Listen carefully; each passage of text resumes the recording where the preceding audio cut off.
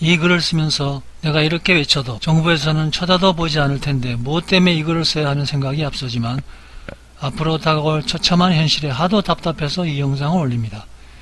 저는 논리적으로 생각해 보았을 적에 상상도 하기 싫지만 이 상황이 개선되지 않고 이대로 간다면 아마 신종감염병 중앙임상위원회 위원장 오 교수가 예언한 최악의 경우 국민의 40%가 감염되고 국내 코로나19 사망자가 2만 명에 이를 수 있다는 것이 현실로 실현될 가능성이 있다는 것을 상기시켜드리고 싶습니다. 그러므로 답답한 마음에 정부에게 여러가지 문제점을 고칠 수 있는 방법을 제시합니다. 그리고 이 글에 불만인 사람은 이것은 그냥 제 생각이므로 여기서 딴지 걸지 말고 그냥 나가주시면 감사하겠습니다. 첫 번째, 중앙감염병 운영팀을 교체해야 합니다. 이 팀은 초기부터 신종 코로나 폐렴을 독감 정도로 인식했고 이런 인식하에서 전염병이 확산할 시기에 국민들의 활동을 격려해 지역사회에 전염병을 확산시킨 책임도 있습니다. 결국 이런 인식을 가진 사람들로 하여금 환자를 치료함으로써 이 병으로부터 회복된 환자 수가 저조한 이유입니다. 그러므로 더 이상의 확산을 막기 위해선 우선 이 팀을 바꾸고 방역체계를 다시 새로운 기준을 가지고 바꾸어야 합니다. 두 번째, 현재 의사시장에서 의사에게 공급되는 마스크량이 절대적으로 부족하다는 소식이 오늘 아침에 있었습니다. 이러면 큰일 납니다. 의료진들이 전염병에 감염되어 의료시설들이 다운되면 국민 전체의 의료 시스템이 무너지면서 기존 질병으로 수술해야 할 사람들과 암 환자나 장기 이식과 면역 기능이 약해진 환자들이 의료 혜택을 받지 못하게 되는 결과를 초래해 많은 환자들이 고통 속에 빠질 수 있습니다. 그리고 알코올도 부족하다고 아우성입니다. 하루속히 공급을 조정해야 합니다.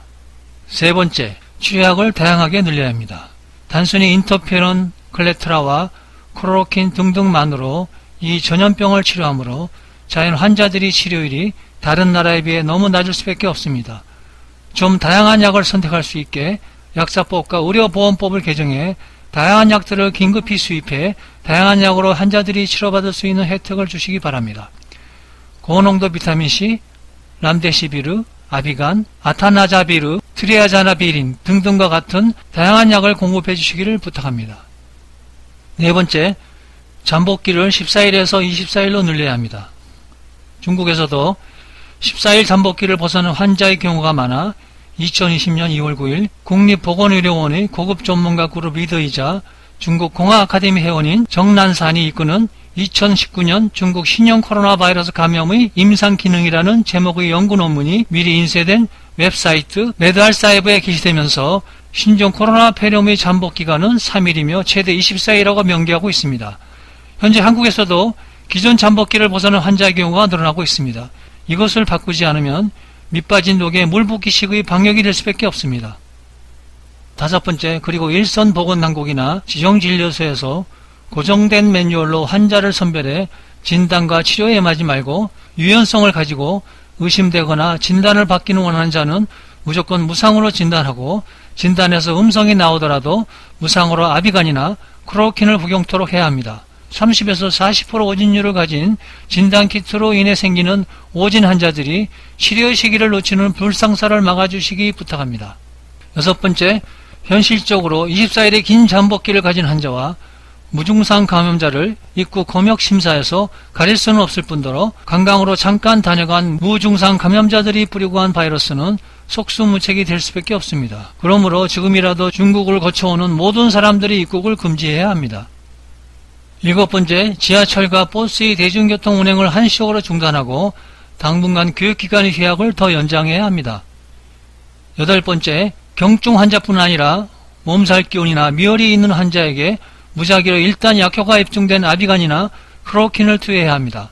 그러기 위해선 특허권이 소멸된 클로로킨을 제약회사로 하여금 긴급 대량으로 생산하게 해 공급망을 대량 늘려야 합니다. 싱가포르에서는 경증인 환자에게 무조건 무상으로 효과 있는 치료약을 투여하고 1인당 4개씩 무상으로 마스크를 지급하고 있습니다. 그래서 그런지 완치된 환자도 많습니다. 현재 한국은 5,186명의 감염 확진자가 있고 이 중 회복된 사람이 30명이고 사망한 사람이 28명입니다. 그것에 비해 싱가포르는 현재 110명의 확진자에 무려 78명이 완치되었고 사망자는 0명입니다. 현재 환자 수는 32명뿐입니다. 아홉 번째, 재감염된다는 사실은 현재 중국에서는 공식적인 사실입니다. 바이러스가 한국에 오면 다른 바이러스로 변하는 것도 아니고 재감염이 된다 안 된다 따지지 말고 그냥 중국 정부의 공식력 있는 정보를 그냥 믿고 이것을 인정하고 재감염에 따른 사람들이 바이러스 전파나 질병 진행의 심각성을 줄이기 위해 완치된 사람들을 수동감시자에 편입해 지속적으로 관찰해야 합니다. 왜냐하면 현지 중국인 의사의 진원에 따르면 재감염자는 첫 번째 감염자보다 재발이 될 경우 사이토카인 폭풍으로 인해 폐혈증과 심장 발작으로 갈 가능성이 많기 때문입니다. 열 번째, 대구에만 너무 매달리지 말고 전국의 지역사회의 확산을 인정하고 새로운 전염병 기준을 세우고 이에 따라 전국적인 방역 대책을 새로 세워야 합니다. 11번째, 신종 코로나는 전염력이 강해서 자가격리는 효과가 미미합니다.